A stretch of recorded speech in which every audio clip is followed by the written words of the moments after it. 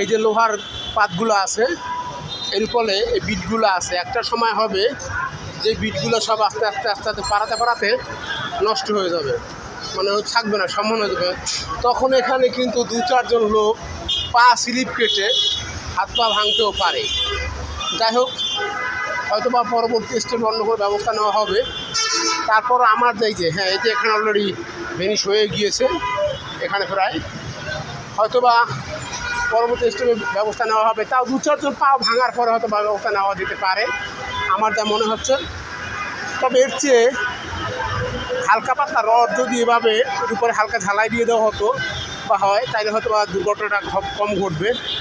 যাই হোক, সবাইকে আল্লাহ মাফ করুক।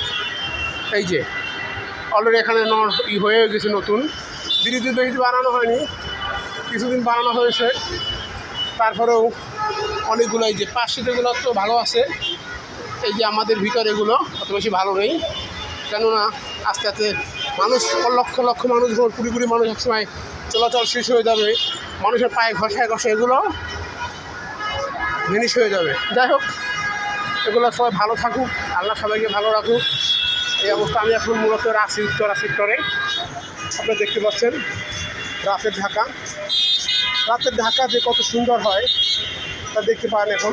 এই যে এটি হলো এয়ারপোর্ট থেকে গাড়ি আসতেছে। আমি এখন উত্তরা একে আছি। হ্যাঁ, আর এই যে এয়ারপোর্ট থেকে যাচ্ছে, গাজীপুর থেকে আসছে, আবদুল্লাপুর থেকে আসছে, গাজীপুর যাচ্ছে, আবদুল্লাপুর থেকে আসছে আর কি গাজীপুর যাচ্ছে, আর ওদিকে আবদুল্লাপুর যাচ্ছে, এয়ারপোর্টে যাচ্ছে। এই যে আবদুল্লাপুর থেকে আসছে, ব্রিজ থেকে গাড়ি নামছে। রাতের ঢাকা দেখতে অনেক সুন্দর লাগে। সবাই ভালো থাকবেন, আসসালামু আলাইকুম।